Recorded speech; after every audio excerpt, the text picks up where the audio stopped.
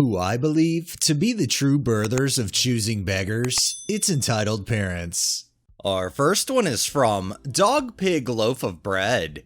This one is an old story, but I was recently reminded of it and thought this was the perfect place to share. The entitled parent was my sister. When my nephew was born, she started collecting extra baby gear and wanted to leave a set of stuff at my house so she could just drop by or leave my nephew for babysitting without notice. I was adamantly against this as I didn't want a bunch of baby gear or to be responsible for babysitting all the time without warning. So on to the story. I'd hosted a family dinner at my house and my sister forgot her high chair. When I realized, I called her and told her I was bringing it home for her. But when I got to her house, she didn't answer the door, and I foolishly took it home with me, not wanting to leave it outside overnight.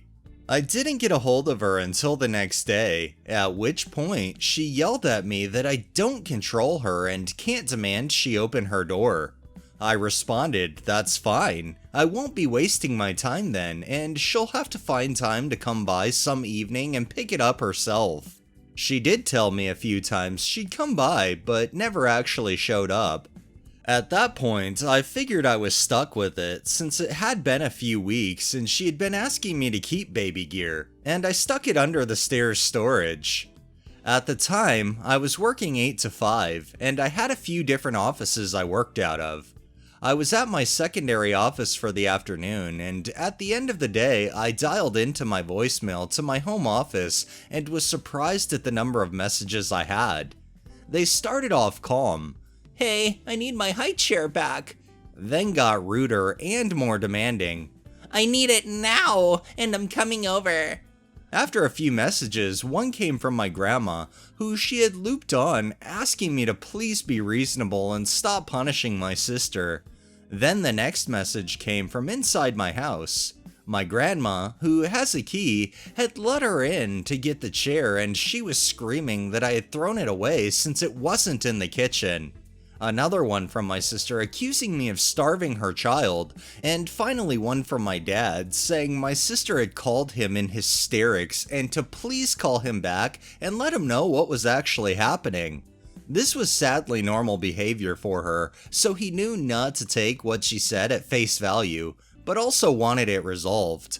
I called my dad back, letting him know I hadn't done anything to her except go to work during normal work hours, and that it would be waiting outside my house in 30 minutes, and not to call me about it again.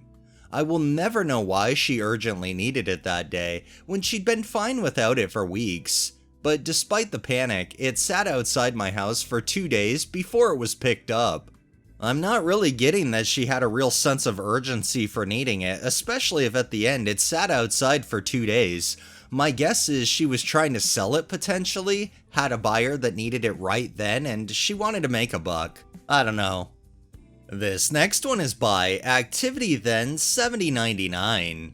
My 15-year-old son asked to go out to see one of his friends yesterday. When he came home, my mom asked him why he never asked her for her permission to go out. He said, "Why should I ask you when I only need to ask mom or dad?" I felt so proud of him, as my mom likes to think that he is her child, and I was just the incubator that does everything for him. I'd say your 15-year-old son is off to a really good start in stomping out any kind of entitlement he encounters throughout his life, and that's wonderful to know. This next one is from DieInEarnest123. I never had the best relationship to my dad. He never abused me emotionally or physically or was an alcoholic, but once I got 18, he was only interested in my money and always acted like I owe him. And while I try to give back something since he was a good dad in my childhood, at some point it was just enough for me, and I felt like I was getting taken advantage of. So we went out of touch for a few years. A few weeks ago, I got engaged with my longtime girlfriend, and while I didn't see my father for like 4 years, I still wanted him to be my groomsman, and hope that it will bring us closer again and force us to talk some real talk for once. But when I met him and asked him about whether he wants to be my groomsman or not, he said, "Well, of course I could do that, but you would have to pay 300 euros. At first I bursted out laughing because I thought he was joking, but then I saw the serious look in his eyes and knew he wasn't joking. I broke out in tears and drove home. He called me and I declined. He called me again and I accepted the call. He obviously heard that I'm crying and asked me if I don't have enough money, and that's the reason I'm crying. I hung up, blocked his phone number, and didn't try to reach him since. I feel like worthless trash because of this, and I have no clue if I ever want to see him again. I still invited my mom. They got divorced when I was 19, and she happily accepted. I'm sorry that your dad seems to be just a piece of shit wanting money to be a part of your wedding. I mean, you'd think most parents would be jumping for joy to be a part of their own child's wedding, but wow. To try to charge, that's just a new one. And you might just be better off without him in your life. This next one is by Blue Ninja Zero. I haven't spoken to my mom since 2014. She's been super critical of everything I've done for my life since leaving home. Hated I was in the military, hated my hobbies, told me I was a shit parent in front of my own kids. I'm sure you all get the picture. In 2014, I went to my grandmother's funeral alone because my mom demanded that I not bring my wife alone, ostensibly so they wouldn't get into an argument at the wake. So I went alone. Mom then proceeded to loudly berate me at the wake for somehow making her look bad by showing up alone. Mind you, I had made up an excuse for why I was there alone. I wasn't putting the blame on my mom in public or private. Last week, my grandfather died. It was somewhat expected. He was 97. I am probably not going to be attending the funeral, mainly due to shitty PTO policy at my job, not due to finances. Per my sister's text to me, my mother generously offered to share a hotel room with me to save costs, but only if I would apologize for years of not speaking to her. I'm not going to apologize to her. She's never once shown any remorse for the criticism she's heaped on me, and clearly she never will. Those parents that feel like they could just dump on their kid all their life, and even when their kid is an adult still continue to dump on them, but then want an apology for all of that, for when the kids don't want to be around the parent, that just screams entitlement to levels I just don't even think there's a measurement for. And our final one is from Valentine's Star. One evening while I was working by myself at the store I used to work at, a family comes in. It's a mom and a dad with two girls, one who looks 10 to 12 and one who looks like she's around 7. As they're coming in, the parents tell the girls they can pick out one item in the store. They look around and the younger girl becomes interested in a small keychain makeup palette that's shaped like a flip phone. Kid makeup and not real makeup. Want to clear that up. Her mom goes into the clearance section and finds another makeup palette that's much bigger and has a lot more product than the one the girl wants. Since the bigger one is in the clearance section, they're roughly the same price.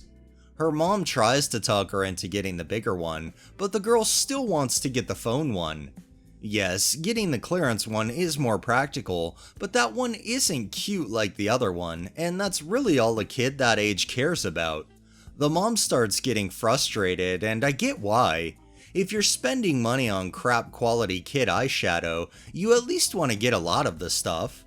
I can't remember how much the palettes were, but I think it was around $10 to $15, and nobody wants to spend that much on a little bit of makeup with a nice looking case. However, they did tell the kid she could get anything. From what I saw, no rules, no budget, no limits, and the way I see it, if you're going to give a little girl that kind of absolute freedom, you need to accept she's going to get something fun and impractical. The older girl decides she's going to get something at the next store they go to, and the parents seem like they're more than ready to leave. The girl isn't picking anything else or agreeing to get the big makeup palette.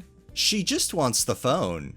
After a little more trying to convince her, the mom just tells the girl she isn't getting her the phone and tells her that if she doesn't get the big makeup palette, she isn't buying her anything. And the mom's getting pretty angry with her. She asks her one more time if she wants the clearance one, and when the girl says no, she says, "Okay, we're leaving." The girl gets really upset. Just before the family finally leaves, the mom says, "I'm not buying something for you that you're going to lose." The worst part of working in a kid-centric store, which I was at the time, is listening to parents scold or argue with their kids. It's always awkward and you have to pretend you can't hear or see it. Also, if she was worried about the kid losing it, we do have bags. She could have also put it in her purse. There are ways to avoid that. Just saying. I understand not wanting to buy useless things for your kid, especially if it's something breakable, like basically everything we sold in that store, but I just don't think it's fair to tell a kid you'll get them anything they want, then get mad at them for not wanting what you want them to, then refuse to buy them anything. This is literally the equivalent of me taking my son into a store, telling him I'm gonna buy him anything he wants, and then getting mad at him and not buying him the thing that he wants because I don't want it. It makes me really wonder if the mom just wanted to use the makeup for herself and didn't want to have makeup inside of a little kid phone. I don't know, it's just wrong all around. Alright, that's enough entitlement for the day.